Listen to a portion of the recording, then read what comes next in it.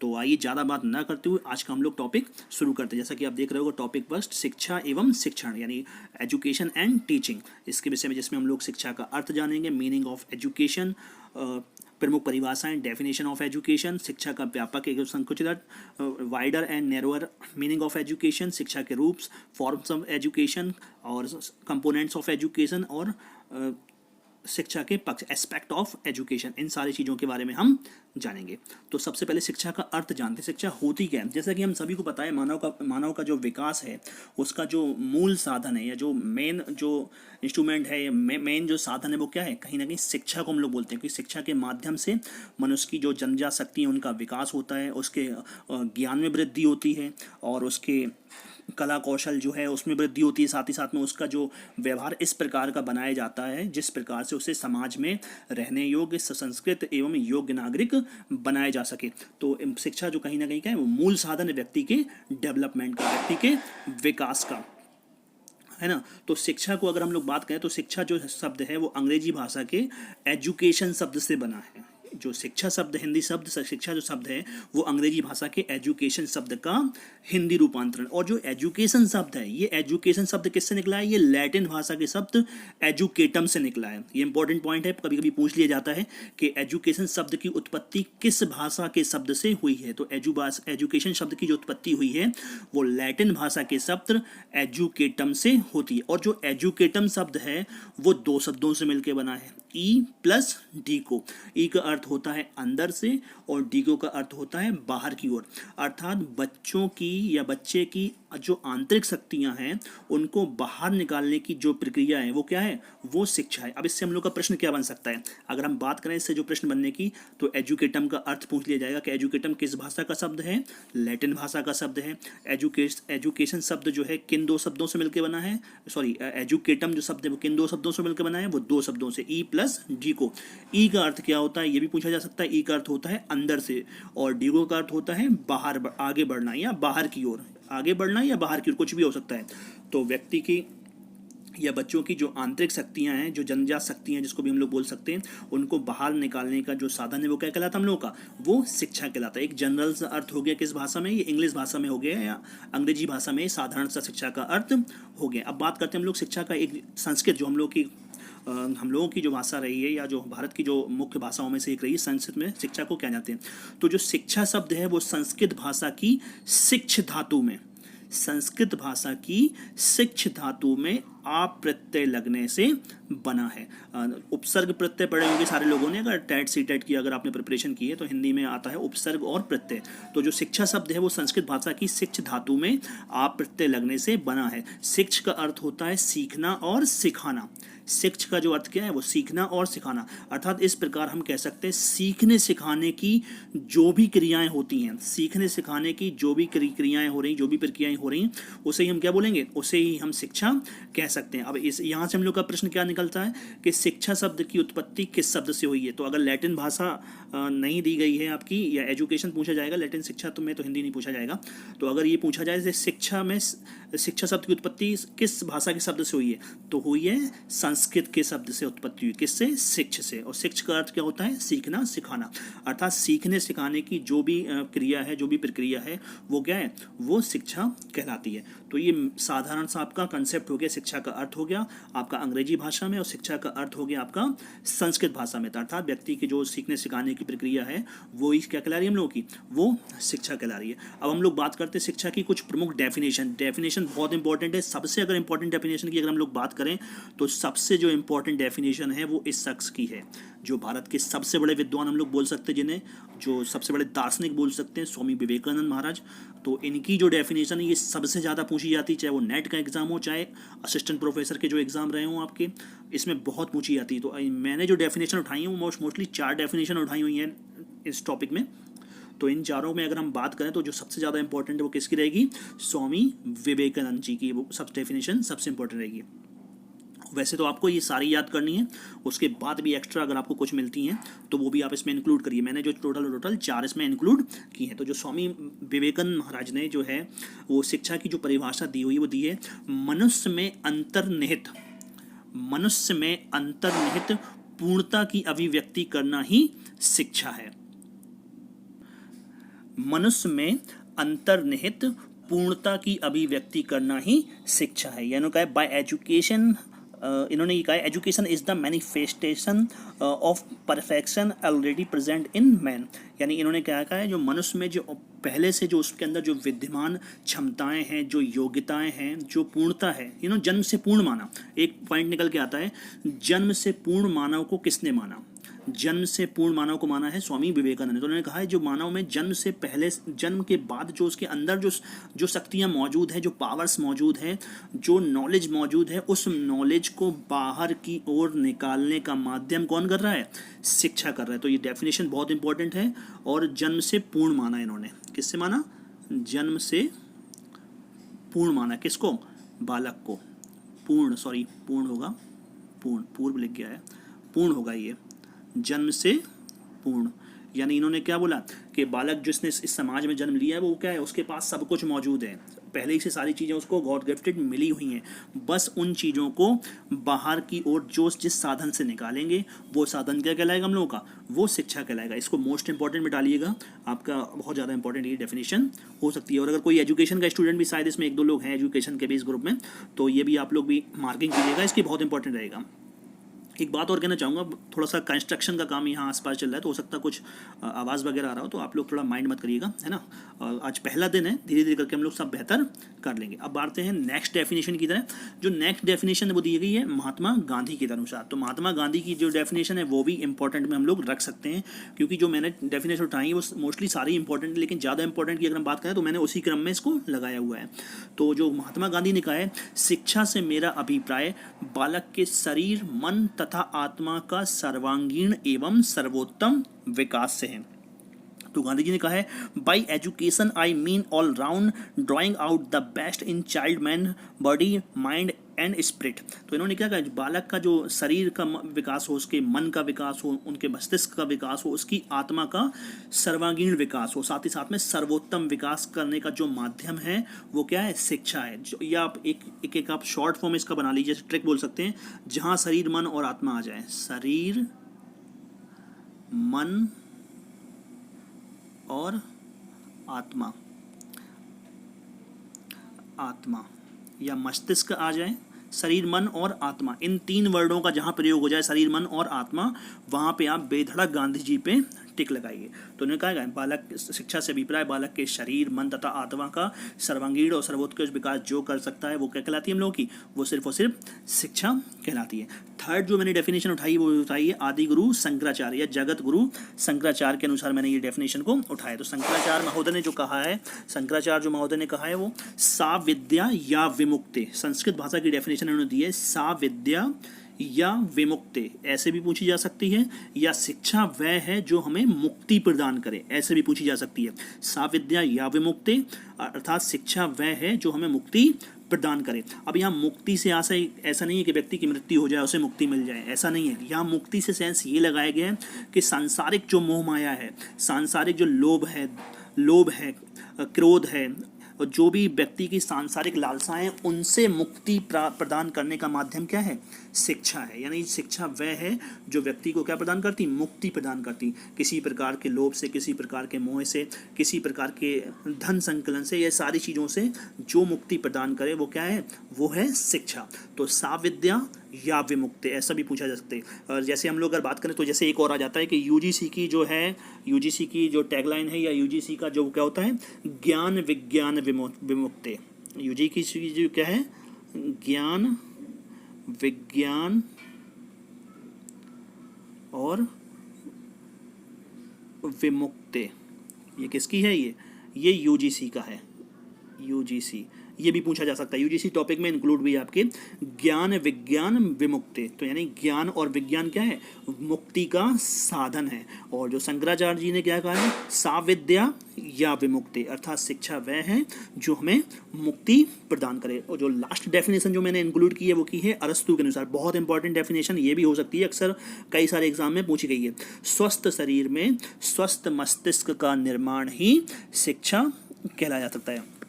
इन्होंने क्या कहा है? Education is the creation of sound mind and sound body. इन्होंने कहा है स्वस्थ शरीर में स्वस्थ मस्तिष्क का निर्माण या स्वस्थ मन का निर्माण ही शिक्षा है। तो ये भी डेफिनेशन इंपॉर्टेंट हो सकती है, अरस्तु की डेफिनेशन ये दी गई है। अब आगे बढ़ते हैं, शिक्षा का व्यापक एवं संकुचित अर्थ। इससे भी कई बार प्रश्न हम लोगों के निकल के आ जाते, पूछ लिया था, निम्न में से शिक्षा का कौन सा अर्थ समझ में आ रहा है। शिक्षा का व्यापक एवं संकुचित अर्थ, और इसको बोल सकते हैं wider and narrower meaning of education. तो सबसे पहले व्यापकता। व्यापकता मीन्स जहाँ पे प्रत्येक पक्ष को शामिल किया जाए। तो व्यापकता सेंस हम लोग ये लगा सकते हैं जहाँ पे प्रत्येक पक्ष को ध्यान में रखकर शिक्षा प्रदान की जाए। या किसी, अगर व्यापकता की हम बात करें तो एक ऐसी शिक्षा जो किसी समाज में जो है निरंतर चल रही, यानी व्यक्ति के जन्म से लेकर उसकी मृत्यु पर्यंत तक जो शिक्षा चल रही, वो किस पैसी बोल रही, व्यापक शिक्षा बोलेंगे। जो उसके परिवार में चल रही, उसके समाज में चल रही, उसके आस पड़ोस में भी चल रही, उसके विद्यालयों में भी शामिल में चल रही, वो जहाँ पे भी जो भी एक्टिविटियाँ कर रहा वो उसमें शामिल हैं। तो इसको हम बोल सकते हैं किसी समाज में सदैव चलने वाली स्वउद्देश्य सामाजिक प्रक्रिया जो व्यक्ति के जन्म से लेकर उसके मृत्यु पर्यंत तक चलती रहती है। यानी हम लोग ऐसा मान सकते हैं, व्यापकता को इसमें शामिल कर सकते हैं, व्यक्ति के जन्म से लेकर मृत्यु के पहले तक जो भी कुछ वो सीख रहा वो किसके अंतर्गत आ जाएगा, वो आपका हो जाएगा शिक्षा का व्यापक अर्थ हो जाएगा, या वाइडर मीनिंग हो जाएगा, मीनिंग ऑफ, है ना, शिक्षा का व्यापक अर्थ हो जाएगा। अब इसी प्रकार अगर हम संकुचित अर्थ की बात करें तो संकुचित अर्थ में जो कहीं ना कहीं सुनियोजितता हो, जो प्री प्लान चल रही हो या किसी उद्देश्य की खातिर चल रही हो। मान लीजिए किसी समाज में एक निश्चित समय तक निश्चित स्थानों में सुनियोजित ढंग से चलने वाली स्वउद्देश्य प्रक्रिया क्या है, शिक्षा, संकुचित शिक्षा है। मान लीजिए किसी विद्यालय में क्या होता है, एक निश्चित टाइम तक आप रहोगे। मान लीजिए आप 12th तक की एजुकेशन आपको लेना है, तो जैसे 6 to 12 तक हम लोग यहाँ पे विद्यालय मोस्टली जाते रहते हैं, तो आप क्या उस विद्यालय में कितने साल रहोगे, सिर्फ आप 6 वर्ष रहोगे। ऐसा नहीं कि आप पूरी ज़िंदगी वहीं सीखते रहोगे, ग्रेजुएशन भी आपका वहीं से हो, पोस्ट ग्रेजुएशन भी आपका वहीं से हो, ऐसा पॉसिबल नहीं है। अगर मान लीजिए आप प्राइमरी तक के विद्यालय में या 1 से लेकर 6 तक के जो विद्यालय हैं, कक्षा 6 तक के विद्यालय हैं, तो उन विद्यालयों में आप रहेंगे तो क्या 6 वर्ष ही रहेंगे, आप 5 वर्ष ही रहेंगे कुछ विद्यालय। तो क्या कैसी है ये संकुचित है, मतलब निश्चितता है सारी चीज़ों की, है ना, और सुनियोजित है। ऐसा नहीं कि वहाँ पे ही आप निरंतर सारी चीज़ें सीख रहे हैं। तो ऐसी शिक्षा जो किसी निश्चित समय पर निश्चित स्थान पर सुनियोजित ढंग से चले तो हम लोग की कहलाएगी संकुचित शिक्षा। और ऐसी शिक्षा जो व्यक्ति के जन्म से लेकर मृत्यु पर्यंत तक, जिसमें किसी प्रकार की कोई भी टाइम बाउंडेशन ना हो, किसी प्रकार की कुछ भी सारी चीज़ की निश्चितता ना हो, तो ऐसी शिक्षा क्या कहलाएगी हम लोग की, व्यापक शिक्षा। अब इससे प्रश्न क्या बन सकता है हम लोग का, इससे प्रश्न बन सकता है, मान लीजिए आपको ले दिया कि मोहन जो है किसी विद्यालय में कक्षा 1 में प्रवेश लेता है और जो है 12th करके वापस निकलता है। तो इस प्रकार का जो उसने जो सीखना हुआ वो किस शिक्षा के अंतर्गत आ जाएगा, तो उसका जो आ जाएगा वो संकुचित शिक्षा के अंतर्गत आ जाएगा। और अगर ऐसा आ जाए कि किसी व्यक्ति ने अपने जो बच्चे हैं उनको काफ़ी सारी चीज़ें परवरिश दी और लास्ट में उनके बच्चों ने उसका साथ नहीं दिया, तो ये किसके अंतर्गत आ रहा है, तो ये आ जाएगा हम लोगों का व्यापक शिक्षा के अंतर्गत। वो सीख गया कि उसने जो भी किया उसको फल उसके जीवन के अंतिम समय में नहीं मिला। तो हम लोग का क्या हो जाएगा, शिक्षा का व्यापक अर्थ हो जाएगा और शिक्षा का संकुचित अर्थ हो जाएगा। तो इससे थोड़ा कम प्रश्न बन सकता है, लेकिन मैंने इसको इसलिए शामिल कर दिया कि कभी कभी आपका इसमें भी पूछा जा सकता है। अब आगे बढ़ते हैं, शिक्षा के रूप, ये इंपॉर्टेंट है हम लोगों का, है ना, कि शिक्षा के क्या क्या रूप इसमें हो सकते हैं। तो ये थोड़ा सा, जैसे कि मैंने इसमें 2 क्षेत्रों को शामिल किया। तो पहला है व्यवस्था की दृष्टि से, अगर हम लोग बात करें तो उस व्यवस्था की दृष्टि से शिक्षा 3 प्रकार की होती है मोस्ट रूप से, जिसको हम लोग बोल सकते हैं। और एक चीज़ और, इसका प्रश्न जो है लास्ट टाइम आया हुआ भी था, आपको इसका जो है इंग्लिश पे ध्यान रखना है। आपको औपचारिक शिक्षा यानी फॉर्मल एजुकेशन ध्यान रखना है। औपचारिक को बोलते हैं हम लोग फॉर्मल एजुकेशन। उसका दूसरी जो है वो अनौपचारिक शिक्षा। अनौपचारिक और निरौपचारिक में व्यक्ति जो है थोड़ा सा कन्फ्यूजन हो जाता है, क्वेश्चन को गलत कराता है। तो औपचारिक शिक्षा दूसरी होगी हम लोग की अनौपचारिक शिक्षा या इनफॉर्मल एजुकेशन, और जो थर्ड हो जाएगी हम लोग की नॉन फॉर्मल एजुकेशन। अब औपचारिक शिक्षा वह शिक्षा जो किसी विद्यालय, महाविद्यालय, विश्वविद्यालय में प्रदान की जाती है, वो ऐसी शिक्षा क्या कहलाती है हम लोग की औपचारिक शिक्षा। और साथ ही साथ में जहाँ पर किसी निश्चित समय पर दी जा रही और निश्चित टाइम तक दी जाने वाली शिक्षा, ये हम लोग की औपचारिक शिक्षा आ जाएगी। और जो इस शिक्षा की जो सबसे बड़ी विशेषता होती है, इससे जो होता है व्यक्ति की, राष्ट्र की, समाज की आवश्यकताओं की पूर्ति करती है। यानी मान लीजिए आपको इंजीनियर बनाया जाना है, तो आप मान लीजिए आप बीटेक कर रहे हो, तो बीटेक की शिक्षा आपको कहाँ, किसी महाविद्यालय में दी जाएगी या विश्वविद्यालय दी जाएगी, है ना। उसका टाइम पीरियड भी निश्चित होगा कि 4 साल का बीटेक है, 5 साल का बीटेक है, 6 साल का जो भी है आपका, है ना। तो वो कैसी शिक्षा क्या हो जाएगी, आपको औपचारिक शिक्षा हो जाएगी। और साथ ही साथ में इससे क्या होगा, समाज और राष्ट्र का आवश्यकताओं की पूर्ति, क्योंकि समाज की आवश्यकता है कि विभिन्न क्षेत्रों में इंजीनियर्स की जरूरत है, विभिन्न क्षेत्रों में डॉक्टर्स की जरूरत है। तो ये कैसी शिक्षा क्या हो जाएगी, ऐसी शिक्षा हो जाएगी औपचारिक शिक्षा। और औपचारिक शिक्षा की जो सबसे बड़ी विशेषता है, इस शिक्षा में एक निश्चित समय के बाद परीक्षा और प्रमाण पत्र देने की भी व्यवस्था होती है। मान लीजिए आपने ग्रेजुएशन की है, तो ग्रेजुएशन 3 साल में कंप्लीट करने के बाद क्या होगा, आपको एक प्रमाण पत्र दिया जाएगा कि आप संबंधित विषय से या आप संबंधित विषयों में ग्रेजुएट हो, स्नातक हो, है ना। तो ऐसी शिक्षा क्या हो जाएगी हम लोगों की, औपचारिक शिक्षा हो जाएगी। और इसमें सब कुछ निश्चित रहता है, इसमें शिक्षा के उद्देश्य भी निश्चित रहते हैं, पाठ्यक्रम भी निश्चित रहता है। मान लीजिए बीए का जो आपका पाठ्यक्रम है वो क्या है, पहले से निश्चित है। आपका बीटेक का जो पाठ्यक्रम वो पहले से निश्चित है ना। आपका सब कुछ इसमें क्या होता है, पहले से निश्चित होता है और योजनाबद्ध होता है कि 3 साल का बीए है, 4 साल 3 साल का बीएससी है, बीएड 2 साल का है। ये सारी चीज़ें पहले से ही निश्चित हो। अगर हम साधारण अर्थ में बात करें, ऐसी जिस भी शिक्षा में किसी भी चीज़ की निश्चितता का होना पाया जाए, पूर्व में ही किसी चीज़ की निश्चितता का होना पाया जाए, तो इस प्रकार की शिक्षा को हम लोग क्या बोलते हैं, इस प्रकार की शिक्षा को बोलते हैं हम लोग फॉर्मल एजुकेशन या औपचारिक शिक्षा। ठीक है, क्लियर है। नेक्स्ट हम लोग बढ़ते हैं अनौपचारिक शिक्षा या इनफॉर्मल एजुकेशन। ये ध्यान रखना है हम लोग को, इंग्लिश पे ध्यान रखना है, इनफॉर्मल एजुकेशन। अब इनफॉर्मल एजुकेशन क्या हो जाएगी, ऐसी शिक्षा जिसमें किसी प्रकार की कोई भी निश्चितता ना हो, किसी प्रकार की कोई भी योजना ना हो, जो आकस्मिक रूप से भी चलती रहे, जो निरंतर रूप से भी चलती रहे। जैसा कि मैंने बताया हुआ था, व्यापक शिक्षा जो क्या हो रही है, कहीं ना कहीं ये निरंतर रूप से चल रही है। व्यक्ति कहीं भी कुछ भी सीख ले रहा है। मान लीजिए आप फ्रेंड के साथ आप कहीं ना कहीं घूमने जा रहे हैं, तो वहाँ भी कुछ सीख लिया। आप जो है रास्ते में कहीं जा रहे हैं, वहाँ कुछ आपने सीख लिया। अपनी फैमिली में कुछ भी सीख लिया। आप जो भी कुछ सीख रहे हो जन्म के बाद से लेकर निरंतर, जो किसी निश्चित स्थान पर नहीं सीख रहे आप, तो वो क्या हो जाएगा। मान लीजिए हम लोग मैदान में, खेल के मैदान है, वहाँ कुछ सीख रहे, तो ऐसी शिक्षा क्या हो जाएगी हम लोगों की, औपचारिक शिक्षा, अनौपचारिक शिक्षा या इनफॉर्मल एजुकेशन। एक चीज़ और, इसे एक अन्य नाम से जाना जाता है जिसे बोलते हैं औपचारिकेतर। ये नाम याद कर लीजिएगा आप, औपचारिकेतर, औपचारिकेतर बोलते हैं इसको। औपचारिकेतर शिक्षा भी इसको बोला जाता है। किसको बोला जाता है, अनौपचारिक शिक्षा को या इनफॉर्मल एजुकेशन को। अर्थात ऐसी शिक्षा जिसमें किसी भी प्रकार की निश्चितता का होना ना पाया जाए, तो इस प्रकार की शिक्षा को बोलते हैं हम लोग औपचारिकेतर शिक्षा या फिर अनौपचारिक शिक्षा या फिर इनफॉर्मल एजुकेशन। और इसकी जो सबसे बड़ी विशेषता होती है, इसकी सबसे बड़ी विशेषता ये होती है कि इसमें किसी प्रकार की कोई भी बंदिशें नहीं होती हैं, किसी प्रकार की जो है इसमें किसी प्रकार की कोई भी बाउंडेशन नहीं होती है, किसी प्रकार की कोई भी निश्चितता नहीं होती है। और साथ ही साथ में किसी प्रकार की प्रमाण पत्रों को देने की व्यवस्था इसमें नहीं होती है। इसमें डिफरेंसेस भी पूछ लिया जाता है कि औपचारिक और अनौपचारिक में निम्न में से कौन सा डिफरेंस है, कौन सा डिफरेंस पूछ लिया जाता है। डिफरेंस भी दोनों के बीच में पूछ लिया जाता है। अब थर्ड हम लोगों की आती है निरौपचारिक शिक्षा या नॉन फॉर्मल एजुकेशन। अब ये नॉन फॉर्मल एजुकेशन क्या है, नॉन फॉर्मल एजुकेशन वो एजुकेशन होती है जो औपचारिक और अनौपचारिक के बीच की शिक्षा होती है। या तो वो तो ना तो पूर्ण रूप से औपचारिक है और ना पूर्ण रूप से अनौपचारिक है, यानी इसके बीच की जो शिक्षा होती है वो क्या कहलाती है हम लोगों की, औपचारिक, निरौपचारिक शिक्षा कहलाती है। या फिर इसको बोल सकते हैं हम लोग नॉन फॉर्मल एजुकेशन बोलते हैं इसको। अभी ये होती क्या है, ये मान लीजिए आकाश में इंसिडेंटल रूप से चले। मान लीजिए आप किसी कंपनी में आप जॉब कर रहे हैं, किसी कंपनी में आप जॉब कर रहे हो, है ना। वहाँ पे कोई नया प्रोजेक्ट आया, उसकी जो मीटिंग्स होनी है, अब उसमें क्या निश्चितता का नहीं है, जब कंफर्टेबल समय होगा उसका आयोजन कर लिया जाएगा। आप मान लीजिए किसी मंदिर, किसी दरगाह आप जाते हो, वहाँ पे कुछ सीख रहे हो, तो वो क्या है, उसमें निश्चितता नहीं कि नहीं हमें सुबह ही जाना है, निश्चितता नहीं कि हमें शाम में ही जाना है, निश्चितता नहीं सारी चीज़ की। तो इस प्रकार की जो शिक्षा होगी क्या हो जाएगी हम लोगों की, वो हो जाएगी आपकी निरौपचारिक शिक्षा। यानी मतलब जी नियम तो होते हैं लेकिन नियमों में कठोरता नहीं होती है।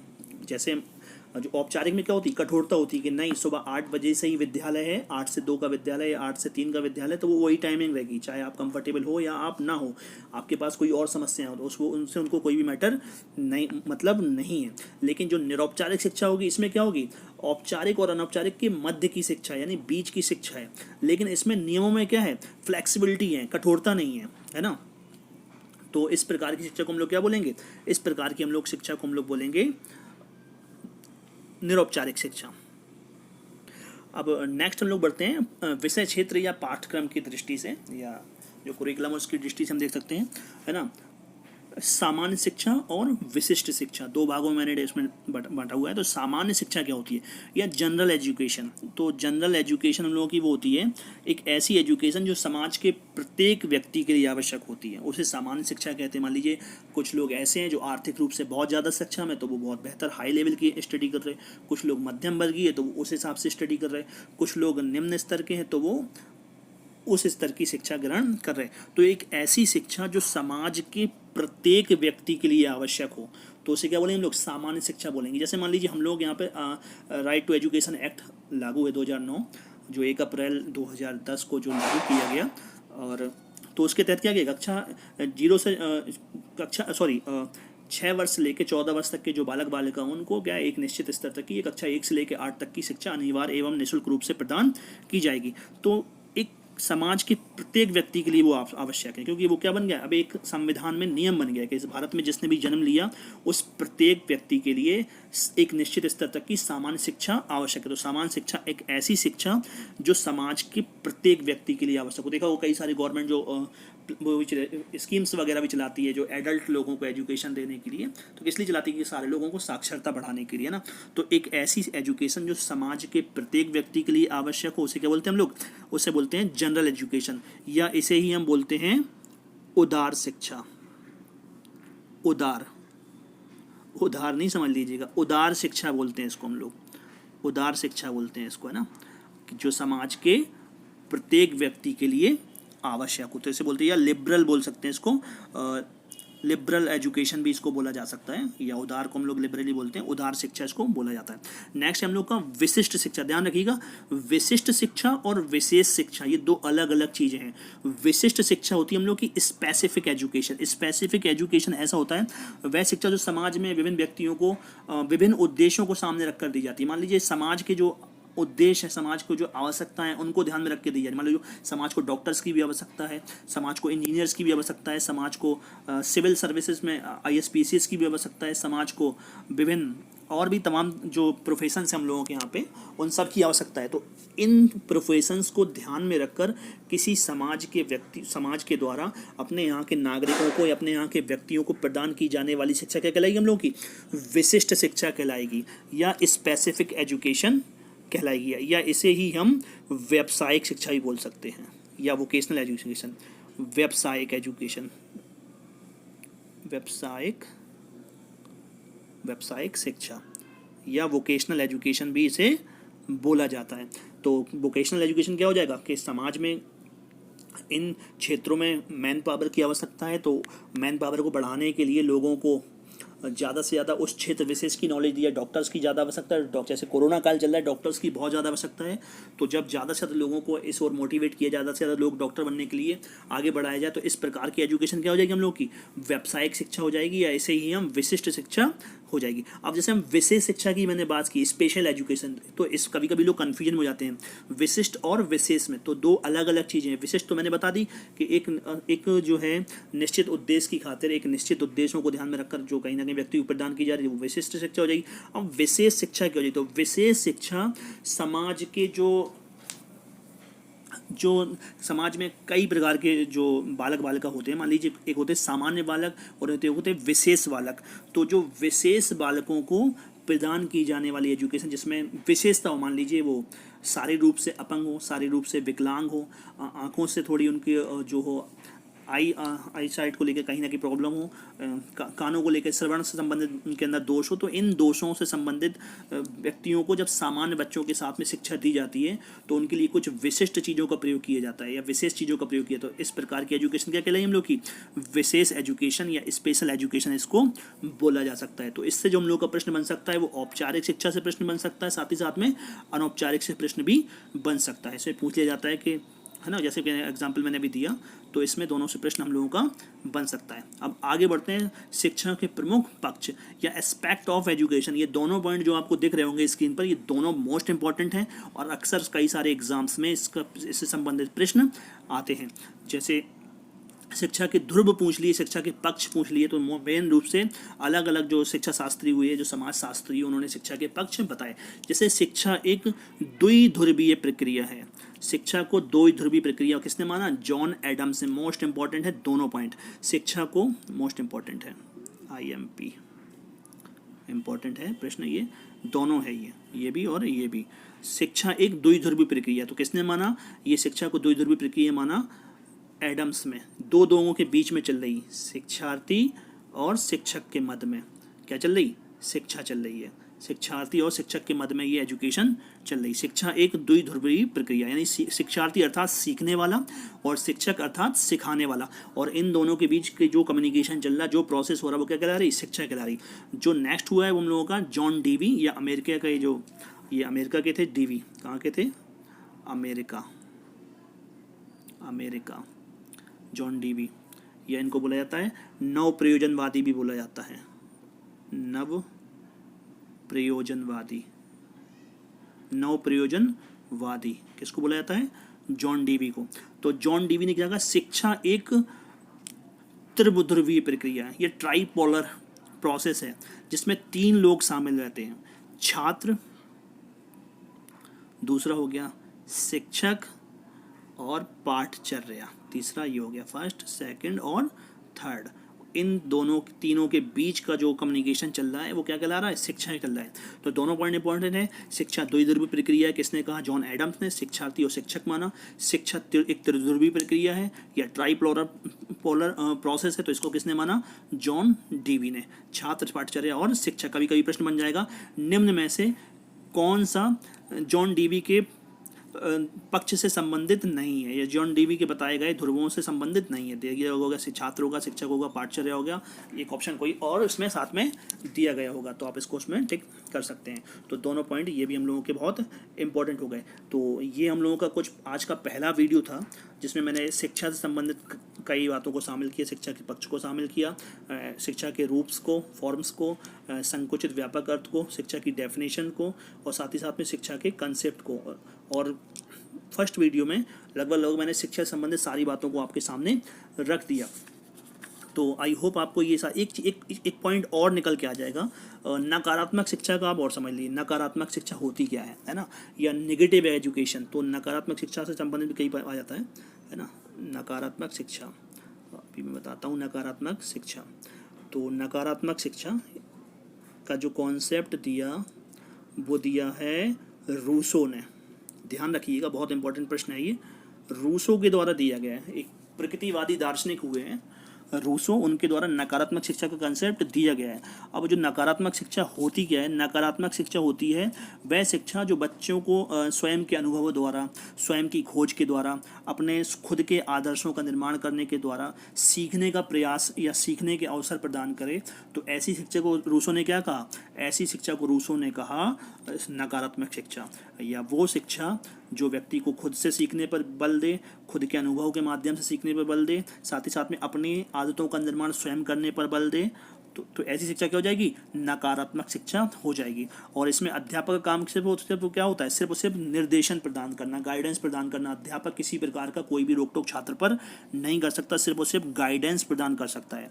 तो इस प्रकार की शिक्षा क्या हो जाएगी हम लोगों का? इस प्रकार के ज्ञान को क्या माना रूसो ने? इस प्रकार के ज्ञान को रूसो ने स्थायी माना, कि जब व्यक्ति हम पर्सनल एक्सपीरियंस से सारी चीज़ें सीखते हैं तो उस प्रकार का ज्ञान क्या होता है? ज़्यादा हम लोग स्थायी हो जाता है। फॉर एग्जाम्पल मान लीजिए किसी सेल फोन से ले सकते हैं हम लोग। मान लीजिए कोई नया सेल फोन में कोई नया फीचर्स आया, किसी ने हमें ओरली रूप से अगर वो चीज़ हमें बता दी तो हम उतना बेहतर ढंग से नहीं सीख पाएंगे।